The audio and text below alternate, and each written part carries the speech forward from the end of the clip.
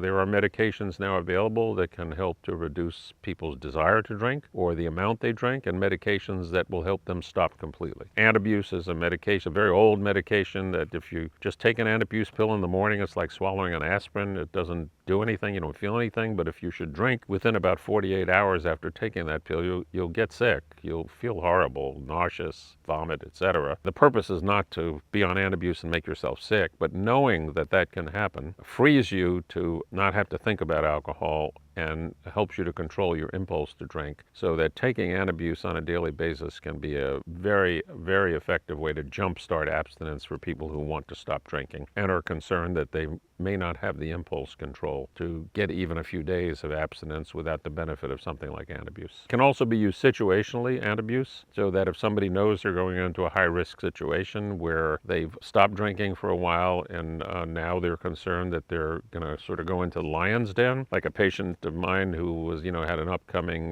bachelor party to go to, decided to take Antabuse the day before the bachelor party so that he could get through it without returning to drinking. Worked well for him, but doesn't take the Antabuse otherwise on a daily basis. There are new medications like the GLP-1 agonists like Ozempic and Mounjaro, which can reduce the craving, the appetitive drive for alcohol, just like it helps people lose weight. It controls their food consumption. It can help to control their alcohol consumption. And I have a number of patients who've been put on these medications by their primary care physicians who have gotten remarkably positive effects in terms of reducing their drinking or stopping altogether. So more research needs to be done. There are some initial studies on these medications which are promising, but it's not yet FDA approved for that purpose, although physicians can prescribe it off-label for that reason. And then there's naltrexone, which is probably the most popularized of these medications, which can reduce the craving, the desire to drink, or limit the amount somebody drinks. In my experience, it only works in less than about a third of cases. The majority of people don't get that benefit from it, but it's a pretty benign drug that doesn't have much in the way of side effects, and so it's often worth a try to see if somebody will respond. But I don't have many patients who take that medication for very long because they don't find it particularly helpful. And with the availability of these other newer drugs that work a lot better, I think it